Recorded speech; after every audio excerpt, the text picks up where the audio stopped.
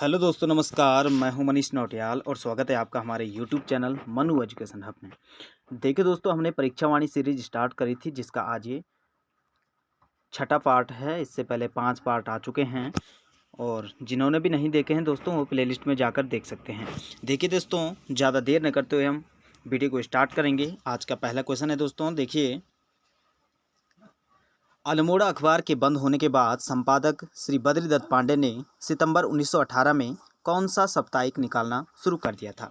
देखिए दोस्तों, इसका राइट आंसर हो जाएगा शक्ति समाचार पत्र। अल्मोड़ा अखबार की बात करें दोस्तों तो 1871 में निकाला था बुद्धिवल्लभ पंत ने, और 1913 में इसके संपादक कौन बन गए थे दोस्तों? बद्रीदत्त पांडे।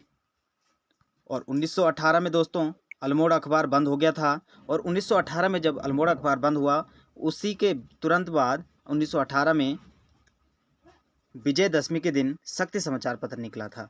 अगर पूछा जाएगा दोस्तों किस दिन निकला था, तो विजयदशमी के दिन निकला था और देशभक्ति प्रेस से निकला था। आपने याद रखना है, देशभक्ति प्रेस से कौन सा समाचार पत्र निकला था? तो शक्ति समाचार पत्र। दूसरा क्वेश्चन देखेंगे। देहरादून के गढ़वाल यूनियन द्वारा 1905 में देहरादून से पंडित गिरजा प्रसाद नैथानी के संपादक से शुरू हुआ था।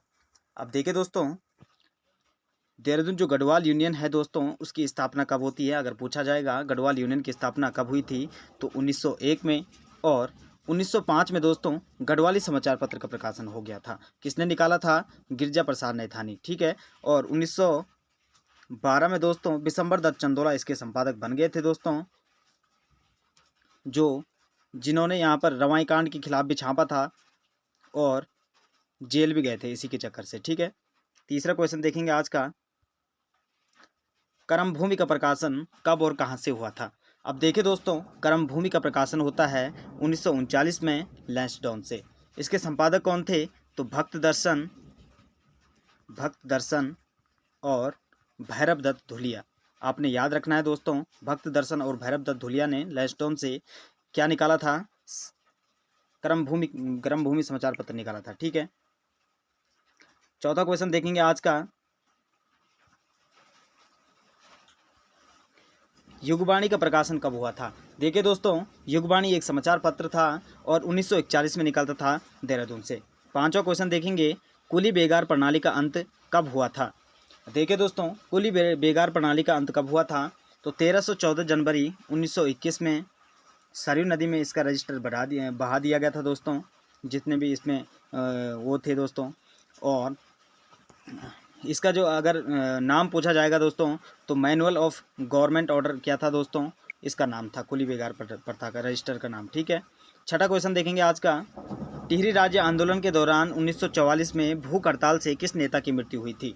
तो श्रीदेव सुमन की मृत्यु हुई थी दोस्तों। आमरण अनशन पे कब बैठे थे?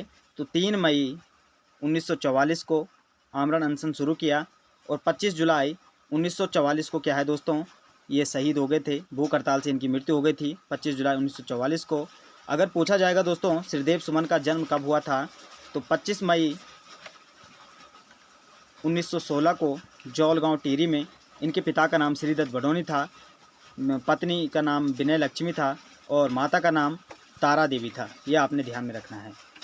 अगर पूछा जाएगा दोस्तों इन्होंने प्रजामंडल की स्थापना कब करी थी, तो 23 जनवरी 1939 में क्या है दोस्तों, इन्होंने प्रजामंडल की स्थापना करी थी देहरादून के चुक्कू मोहल्ला में, और श्याम चंद्र सिंह नेगी के घर पर। यह आपने यहाँ ध्यान रखना है।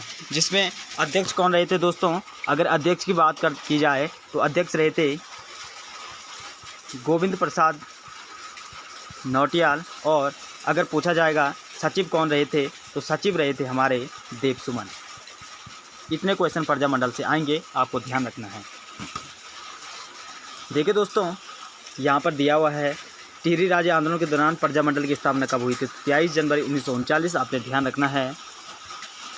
आठवां क्वेश्चन देखेंगे आज का। टिहरी राज्य आंदोलन के दौरान सकलाना विद्रोह और कीर्तिनगर आंदोलन कब हुआ था? तो 1947 में हुआ था दोस्तों सकलाना विद्रोह, और कीर्तिनगर आंदोलन हुआ था 1948 में। जिसमें क्या है दोस्तों, कौन कौन शहीद हुए थे आपने याद रखना है। पूछा जाता है नागेंद्र सकलानी और भोलू राम। आपने याद रखना है नागेंद्र सकलानी और भोलू राम क्या है दोस्तों, कीर्तिनगर आंदोलन में शहीद हो गए थे। आज का 9वां क्वेश्चन देखेंगे, टिहरी का भारत में विलय कब हुआ था। देखिए दोस्तों 1 अगस्त 1949 को टिहरी का भारत में विलय होता है। तत्पश्चात क्या है दोस्तों, यह टिहरी का क्या है दोस्तों 50वां जिला, यूपी का 50वां जिला बन जाता है टिहरी। ठीक है, आपने याद रखना है।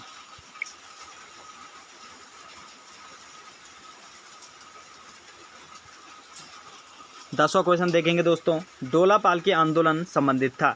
तो दोस्तों जो डोडा पालकी आंदोलन हुआ था वो शिल्पकारों से संबंधित था और इसके जो अग्रणी नेता थे दोस्तों वो कौन थे, जयानंद भारती। आपने याद रखना है जयानंद भारती। और ये आंदोलन कब चला था, 1928 में।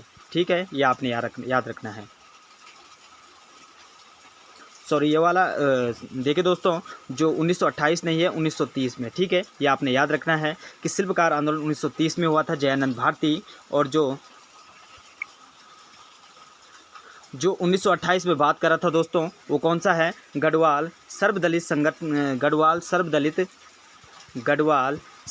संघर्ष का गठन, सर्वदलित संघर्ष समिति का गठन कब हुआ था, 1928 में हुआ था। इसके किसने किया था, जयानंद भारती ने। और अगर पूछा जाएगा दोस्तों जिसके हम बात कर रहे थे शिल्पकार आंदोलन, तो 1930 में जयानंद भारती के द्वारा। ठीक है, 11वां क्वेश्चन देखेंगे आज का, दलितों के लिए शिल्पकार शब्द का सर्वप्रथम प्रयोग किसने किया था। तो दोस्तों इसका राइट आंसर हो जाएगा हरिप्रसाद टमटा ने किया था सन 1911 में। ठीक है, 12वां क्वेश्चन देखेंगे, कनकटा बैल आंदोलन संबंधित था। देखिए दोस्तों कनकटा बैल आंदोलन भ्रष्टाचार के खिलाफ था। जो भ्रष्टाचार होता था उसके लिए कनकटा बैल आंदोलन चलाया गया था, क्योंकि ये बैल का एक कान काट देते थे और वहाँ से लोन लेते थे, क्योंकि भ्रष्टाचार आंदोलन दिखाना था दोस्तों। और अगर पूछा जाएगा कहाँ से शुरू हुआ था तो आपने याद रखना है दोस्तों, अल्मोड़ा से शुरू हुआ था।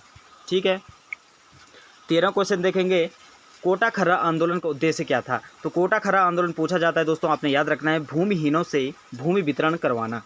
14वां क्वेश्चन देखेंगे, राज्य में शराब विरोधी आंदोलन में अग्रणी भूमिका किसकी रही थी। दोस्तों महिलाओं की इसमें अग्रणी भूमिका रही थी। और अगर पूछा जाएगा कौन सी महिला थी तो टिंचरी माई, ये आपने याद रखना है, टिंचरी माई। ठीक है, इनका दूसरा नाम है दोस्तों ठगुली देवी। और संन्यास के बाद इनका नाम इच्छागिरी हो जाता है, इच्छागिरी, ये आपने याद रखना है। ठीक है, और नशा नहीं रोजगार दो, ये इसमें क्या है तो दोस्तों नारा था, नशा नहीं रोजगार दो। किसने दिया था, तो महिलाओं के द्वारा दिया गया था, या हम कह सकते हैं आर्य समाज ने भी यह नारा दिया था। ठीक है, अगर जो ऑप्शन टू अकॉर्डिंग करना है दोस्तों, अगर ऑप्शन में जो दिया होगा। 15वां क्वेश्चन देखेंगे, शराब विरोधी आंदोलन का नारा क्या था। तो दोस्तों शराब विरोधी आंदोलन का नारा था नशा नहीं रोजगार दो। मैंने कहा था दोस्तों यही है, नशा नहीं रोजगार दो, 1984 में दिया गया था। ठीक है, 16वां क्वेश्चन देखेंगे, राज्य में विश्वविद्यालय आंदोलन कब शुरू हुआ था। दोस्तों स्वतंत्रता के तुरंत बाद विश्वविद्यालय आंदोलन शुरू किया गया था, हम कह सकते हैं 1955-56 में, 1955-56 में। और उस टाइम कौन थे दोस्तों मुख्यमंत्री, कौन थे, एन.डी. तिवारी। ठीक है, 17वां क्वेश्चन देखिए, एक लंबे संघर्ष और आंदोलन के बाद राज्य में एक साथ 2 विश्वविद्यालयों की स्थापना कब की गई। तो दोस्तों जब विश्वविद्यालय आंदोलन शुरू हुआ था स्वतंत्रता के तुरंत बाद, यानी कि हम कह सकते हैं 1955-56 में, तो 23 नवंबर, अगर पूछा जाएगा पूरी डेट, 23 नवंबर 1973। ठीक है, 23 नवंबर 1973 को 2 विश्वविद्यालयों की स्थापना हुई थी। एक गढ़वाल में, कहाँ पर, श्रीनगर में, हेमंत नंदन बोगनावाला, और एक नैनीताल में। ठीक है, आगे बढ़ते हैं, राज्य निर्माण आंदोलन का 18वां क्वेश्चन देखेंगे दोस्तों। राज्य निर्माण आंदोलन में भी कई क्वेश्चन पूछे जाते हैं। तो देखिए, उत्तराखंड पृथक राज्य की मांग सर्वप्रथम कब उठाई गई थी। तो 1938 आपने याद रखना है, अगर पूरी डेट पूछेगा तो 5 से 6 मई 1938 को। ठीक है, 19वां क्वेश्चन देखेंगे, 1938 में देव सुमन ने दिल्ली में पृथक राज्य की मांग को लेकर गणदेश सेवा संघ का गठन, जिसका नाम बाद में हो गया। देखिए दोस्तों गणदेश सेवा संगठन की स्थापना किसने की थी, गणदेश सेवा संघ की स्थापना करी थी श्रीदेव सुमन ने। कब, 1938 में। यही तो बोल रहा है। अगर पूछा जाएगा दोस्तों हिमालय सेवा संघ किसका नाम हो गया था, तो गणदेश सेवा संघ का नाम हो गया था। और कब हुआ था दोस्तों, पूछा जाएगा तो 1939 में इसका नाम गणदेश सेवा संघ हो गया था। ठीक है, ये आपने याद रखना है। पूछा जाएगा गणदेश सेवा संघ 1938, हिमालय सेवा संघ 1939। ठीक है, 20वां क्वेश्चन देखेंगे आज का, पर्वतीय राज्य परिषद का गठन कब हुआ था? तो दोस्तों पर्वतीय राज्य परिषद का गठन किया गया था 1967 में रामनगर में। और अध्यक्ष कौन थे दोस्तों? तो दया कृष्ण पांडे, आपने याद रखना है। 21वां क्वेश्चन देखेंगे आज का। पर्वतीय राज्य परिषद का पुनर्गठन कर पृथक पर्वतीय राज्य परिषद का गठन। अब देखिए दोस्तों, पर्वतीय राज्य परिषद गठन हमने पढ़ा था 1967 और पृथक पर्वतीय राज्य परिषद का गठन किया गया था 1973 में। ये आपने याद रखना है, ठीक है। 22वां क्वेश्चन है कुमाऊं राष्ट्रीय मोर्चा का गठन। काफ़ी इंपॉर्टेंट है दोस्तों, कई बार पूछा जाता है। कुमाऊं राष्ट्रीय मोर्चा का गठन तो 1970 में हुआ था दोस्तों। किसने किया था? पीसी जोशी ने, ठीक है। 23वां क्वेश्चन देखेंगे उत्तराखंड युवा परिषद का गठन कब हुआ था? तो दोस्तों उत्तराखंड युवा परिषद का गठन होता है 1976 में। और एक क्वेश्चन आता है दोस्तों, उत्तराखंड युवा परिषद ने संसद पर घेराव कब किया था? संसद पर घेराव तो आपने याद रखना है दोस्तों, संसद पर घेराव किया था 1978 में, ठीक है। 24वां क्वेश्चन देखेंगे आज का। उत्तराखंड क्रांति दल की स्थापना कब हुई थी? यूकेडी की स्थापना पूछ रहा है दोस्तों, तो कब हुई थी? 24-25 जुलाई 1979 में। कहाँ पर? मसूरी में होता है दोस्तों। जिसके प्रथम अध्यक्ष कौन थे दोस्तों? डीडी पंत, देवीदत्त पंत, ठीक है, आपने याद रखना है। अगर पूछा जाएगा यूकेडी या उत्तराखंड क्रांति दल का विभाजन कब हुआ था, तो 1987 में दोस्तों इसका विभाजन होता है। उस टाइम अध्यक्ष कौन थे दोस्तों? पूछा जाता है, तो आपने याद रखना है काशी सिंह ऐरी, काशी सिंह ऐरी, ठीक है। 25वां क्वेश्चन देखेंगे उत्तराखंड क्रांति दल के किस सदस्य ने संसद में पत्र बम फेंका था? तो दोस्तों इसका राइट आंसर हो जाएगा त्रिवेंद्र सिंह पंवार ने 1987 ईस्वी में, ठीक है। क्या है दोस्तों? ये उत्तराखंड क्रांति दल के सदस्य थे और इन्होंने संसद में पत्र बम फेंका था दोस्तों। जब इनकी मांग स्वीकार नहीं हो रही थी तो संसद में पत्र बम फेंका था 1987 में, ये आपने ध्यान रखना है। 26वां क्वेश्चन देखेंगे, काफ़ी इंपॉर्टेंट है दोस्तों। उत्तरांचल उत्थान परिषद की स्थापना कई बार पूछा जा चुका है दोस्तों, पूछने की भी संभावना है क्योंकि काफ़ी इंपॉर्टेंट क्वेश्चन है दोस्तों कि उत्तराखंड उत्तरांचल उत्थान परिषद का गठन कब हुआ था? तो 30 से 31 मई 1988 को किसने किया था? सोवन सिंह जीना ने, ठीक है। और 27वां क्वेश्चन देखेंगे उत्तरांचल संयुक्त संघर्ष समिति का गठन कब किया गया? देखिए दोस्तों उत्तरांचल उत्थान परिषद के गठन तो होता है 1988 में। अगर पूछेगा उत्तरांचल संयुक्त संघर्ष समिति का गठन तो 1989 में द्वारिका प्रसाद उनियाल जी ने, ठीक है। 28वां क्वेश्चन देखेंगे, ये भी इंपॉर्टेंट है दोस्तों, कई बार पूछे जाते हैं। मैं आपके लिए वही क्वेश्चन लेकर आता हूं दोस्तों जिनकी पूछने की संभावना होती है। देखिए दोस्तों उत्तर प्रदेश विधानसभा में उत्तराखंड राज्य से संबंधित प्रथम प्रस्ताव किसने रखा था? तो दोस्तों प्रथम प्रस्ताव रखा था जसवंत सिंह बिष्ट ने, सबसे पहले 1990 ईस्वी में, ठीक है। क्योंकि जब उत्तराखंड क्या है दोस्तों अलग राज्य बनाने की मांग चल रही थी तो सबसे पहले यहाँ पर क्या है दोस्तों जसवंत सिंह बिष्ट ने प्रस्ताव रखा था उत्तर प्रदेश विधानसभा में 1990 ईस्वी में, ठीक है। 29वां क्वेश्चन देखेंगे आज का। पृथक उत्तराखंड राज्य को सर्वप्रथम किस पार्टी ने अपने घोषणा पत्र में शामिल किया था? जब दोस्तों लंबे संघर्ष के बाद भाजपा ने क्या है दोस्तों इसको पृथक उत्तराखंड को राज्य को सर्वप्रथम मतलब अपने घोषणा पत्र में शामिल किया था। 30वां क्वेश्चन देखेंगे दोस्तों आज का। उत्तराखंड मुक्ति मोर्चा का गठन, ये भी इंपॉर्टेंट है दोस्तों, कब हुआ था? 1991 ईस्वी में वामपंथी दलों द्वारा।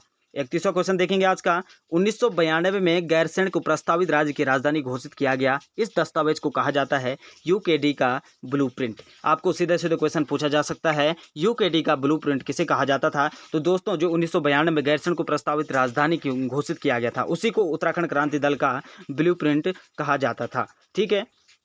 32वां क्वेश्चन है आज का। 21 जुलाई 1995 को काशी सिंह ऐरी ने गैरसैंण में प्रस्तावित राजधानी की नींव डाली और उसका नाम क्या रखा था दोस्तों? उसका नाम रखा गया था, आपको पता है गैरसैंण हमारी शीतकालीन राजधानी है दोस्तों, ठीक है।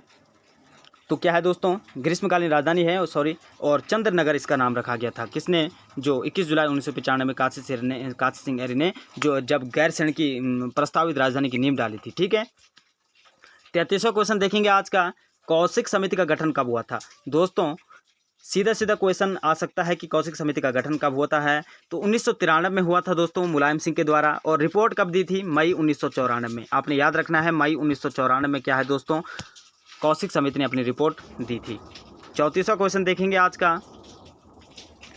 कौशिक समिति ने अपनी रिपोर्ट 1994 में कहाँ राजधानी बनाने की सिफारिश की थी? तो गैरसैंण में, जो आपको पता है द्वितीय राजधानी है, प्रथम तो देहरादून है दोस्तों, ठीक है। 35वां क्वेश्चन देखेंगे। 1 सितंबर 1994 को खटीमा गोलीकांड को जिसमें कि लगभग 25 लोग मारे गए थे। इसमें उत्तराखंड के इतिहास में जाना जाता है। काला दिवस के रूप में 1 सितंबर को मनाया जाता है, क्योंकि क्या है दोस्तों, 1 सितंबर 1994 को होता है खटीमा कांड, जिसमें बहुत सारे लोग शहीद हो गए थे, जैसे परमजीत सिंह, भगवान सिंह,